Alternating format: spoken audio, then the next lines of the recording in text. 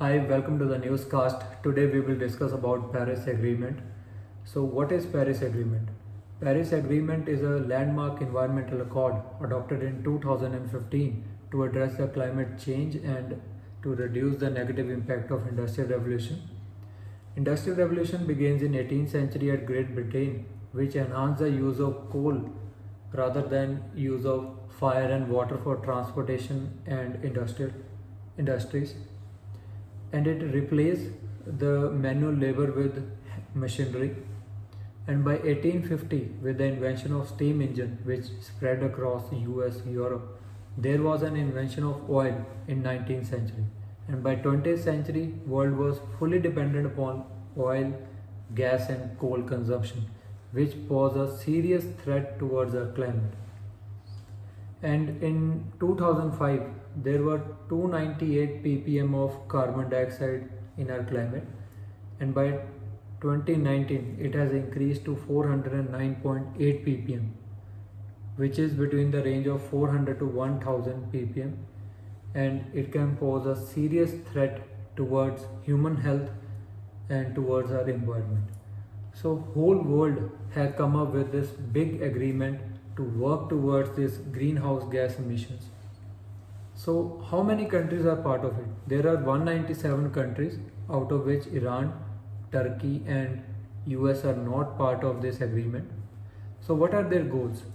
Their goals are to limit the global rising temperature between 1.5 degrees Celsius to 2 degrees Celsius. Number 2, they ask the countries to be carbon neutral. Number 3, they mobilize the support for climate change mitigation.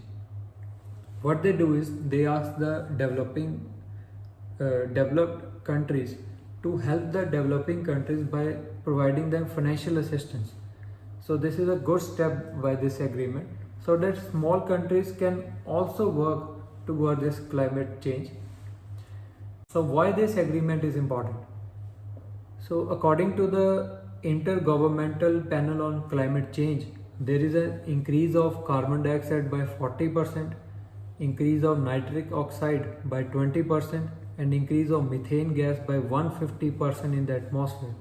So what they do is they increase the greenhouse effect. So what greenhouse effect is?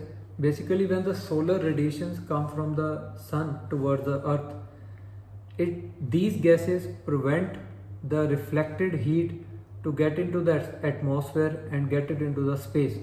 So it increases the temperature of the earth. So with the increase in temperature, there are chances of drought, there are chances of heat waves, floods, wildfires, storms, melting of ice caps, melting of glaciers. So with the increase in heat, there is a chances of water scarcity, and with the water scarcity there are chances of less food production. So with the less food production, there are chances of malnutrition. So that is why this agreement is important. So where do they meet? What their meeting is called as? Their meeting is called as Conference of Paris, COP, and they basically assess their progress and they talk to tackle the climate change. And under Article 7.2 of this agreement, it defines Conference of the Paris as a supreme body of the convention, as the highest decision making body, under which there are two bodies working. First is subsidiary body for scientific and technological advice under Article 9.